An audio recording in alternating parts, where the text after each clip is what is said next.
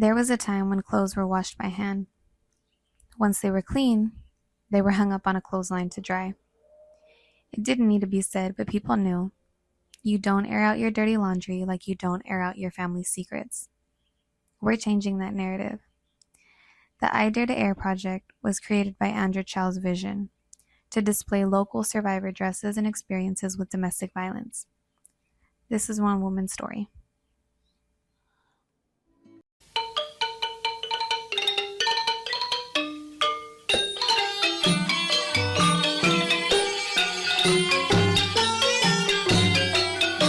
I came to the United States in 1985 as a refugee.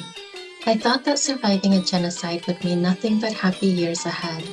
After all, I had suffered the most unimaginable horror and I couldn't possibly survive another one. I was wrong. I married my husband 5 years after arriving to the US. We bonded over our past and connected through our suffering. We had very little, but was happy to have each other. We started a new family and looked forward to a new beginning.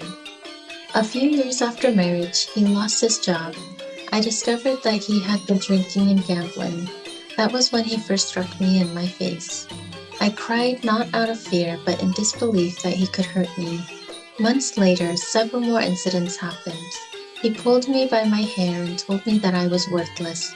This time, I cried out of fear. Fear for my safety, fear for my children, fear of another war, but this time in my own home. Where do I go now? For 15 years, I endured the abuse. There were many reasons to leave, but there were also many reasons to stay.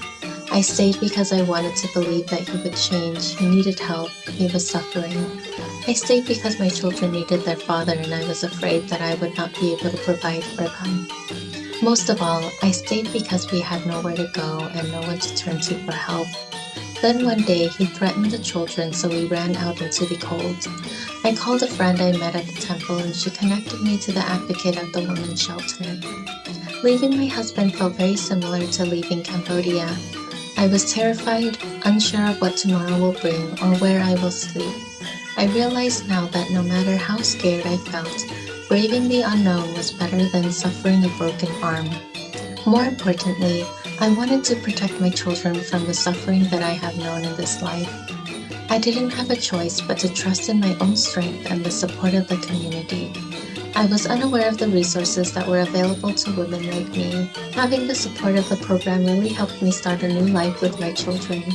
Years later, I never would have imagined that I, a refugee from Cambodia and a single mother of two, would start her own small business, become independent, and help other women who were abused.